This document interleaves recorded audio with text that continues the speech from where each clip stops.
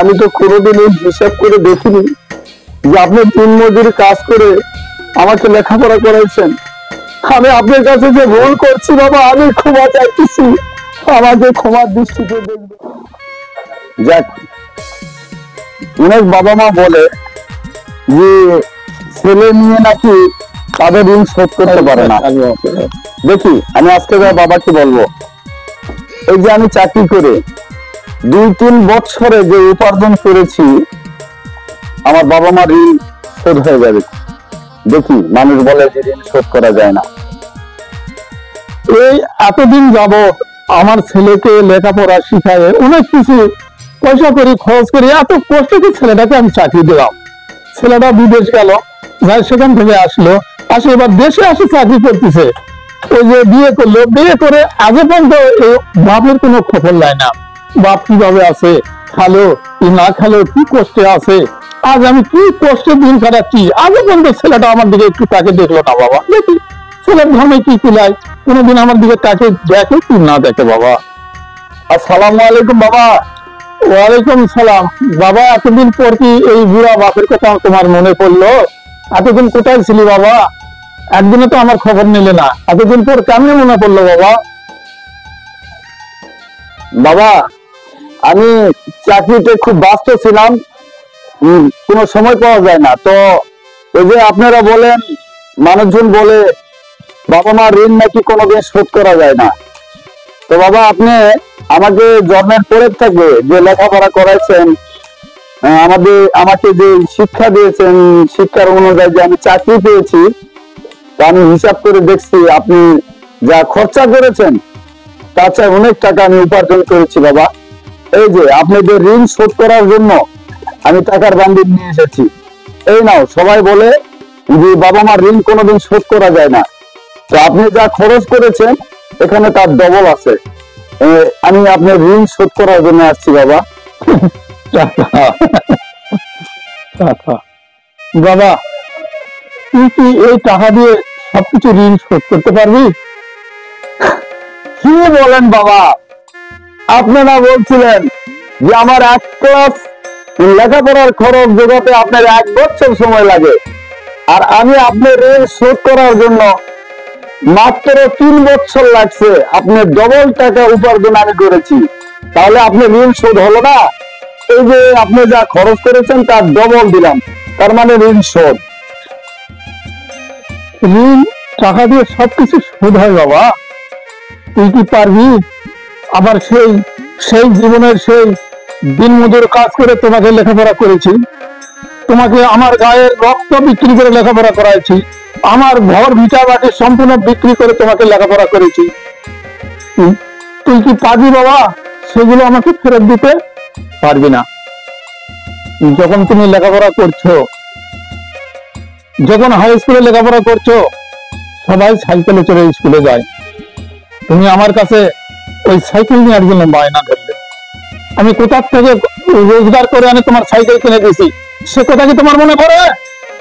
আজও তোমার সে কথা মনে পড়ে না? তোর মা যখন মার্কেটে যায় ঈদের মার্কেট করার জন্য, সবাই রং বেরঙের পোশাক কিনে, শাড়ি কিনে, তোর মা নেড়ে চেড়ে দেখে আসে, আমাকে বলে সবাই নতুন নতুন জামা কাপড় কিনে, তুমি কি মনে চায় না কিছু কিনে আমাকে দেওয়ার জন্য? তখন আমার দুঃখে মনটা ফাটে যায় বাবা, পারি না তোমার মাকে একটা শাড়ি কাপড় কিনে দিতে। তখন কি আর করবো, দুঃখের জ্বালায় ঘরের ভিতরে বসে থাকি। সবাই রং বেরঙের পোশাক নিয়ে ঈদে যায়, দুটো পোলাও কুরমা করে খায়, আর আমাদের বাবা, আমাদের ওই চোখের জলে দিন কেটে যায় বাবা। সে কথা তোর মনে পড়ে না বাবা? সে কথা তোর মনে পড়ে না? তোমার মায়ের অসুখ হইলো, তখন তোমার চাকরির সময় হয়ে আসলো, তোমার চাকরিতে টাকা দিতে হবে। তোমার মায়ের অসুখ, ওইদিকে খরচ করবো না তোমার চাকরি প্রদানে আমি টাকা দেব? তখন তোমাকে কি করে আমি টাকা জোগাড় দিয়েছি বাবা, তুমি কি জানো? সেটা কি তুমি জানো? আমার সামান্য একটু ভিটামাটি ছিল, সেইটুকু আমি পরের কাছে বিক্রি করে তোমাকে টাকা দিয়েছি বাবা। তোমার মা মৃত্যু সজ্জায় হসপিটালে, তার চিকিৎসা দেওয়ার পর আমি পারি না, তার দেহে রক্ত দিতে হবে। সেই সেই টাকার অভাবে বাবা তোর মা চিরদিনের মতো এই পৃথিবী ছেড়ে চলে গেল। তুই কি পারবি বাবা? তুই কি পারবি তোর ওই মায়ের ওই দুধের ঋণ শোধ করতে? তুই কি পারবি? পারবি না বাবা, পারবি না তুই তোর ওই মায়ের দুধের ঋণ শোধ করতে। যদি যদি ঋণ শোধ করতে পারতো তাহলে পৃথিবীর লোক সবাই এটা করতো বাবা। এই যে সুন্দর পোশাক, তোমাকে কত সুন্দর মানাইছে, এই পোশাক তুই কোথায় পেলি? এই পোশাকের অনুদানও আমার বাবা, এই পোশাকের অনুদানও আমার আমার দেখছি বাবা, আমার গায়ে কি ছেঁড়া জামা, ছেঁড়া গামছা, এইটুকু নিয়ে আমি সমাজে সবাই ঘুরে বেড়ায়। লোকে আমায় বলে তোমার ছেলে নাকি চাকরি পেয়েছে, আর তুমি এই ছিঁড়া জামা পরে বাজারে ঘুরছো। আমি আমি লজ্জায় তাদের কাছে কথা বলতে পারি না বাবা, যে আমার ছেলে একজন চাকরিমান, সে চাকরি করে, এই আমি লোক সমাজে কথা বলতে পারি না বাবা। আমি তো কোনোদিন এই হিসাব করে দেখিনি যে আপনি দিন মজুরি কাজ করে আমাকে লেখাপড়া করাইছেন, আর বাবা আমি সেই টাকায় চাকরি পেয়ে আপনার ঋণ শোধ করার জন্য আপনার কাছে ছুটে আসছি। আসলে বাবা, এই সমাজে, এই পৃথিবীতে কোনো বাবা মার ঋণ কোনোদিন শোধ করা যায় না বাবা। আমি আপনার কাছে যে ভুল করছি বাবা, আমি ক্ষমা চাইতেছি, আমাকে ক্ষমার দৃষ্টিতে দেখবেন। উঠ বাবা, উঠো, তোমাকে কোনো দুঃখ করতে হবে না বাবা। বাবা কোনোদিন চায় না সে আমার ছেলের অমঙ্গল হোক। বাবা যতই কষ্ট থাক, তবুও বাবা দোয়া করে আমার ছেলে যেন ভালো থাকে, আমার ছেলে যেন ভালো থাকে বাবা।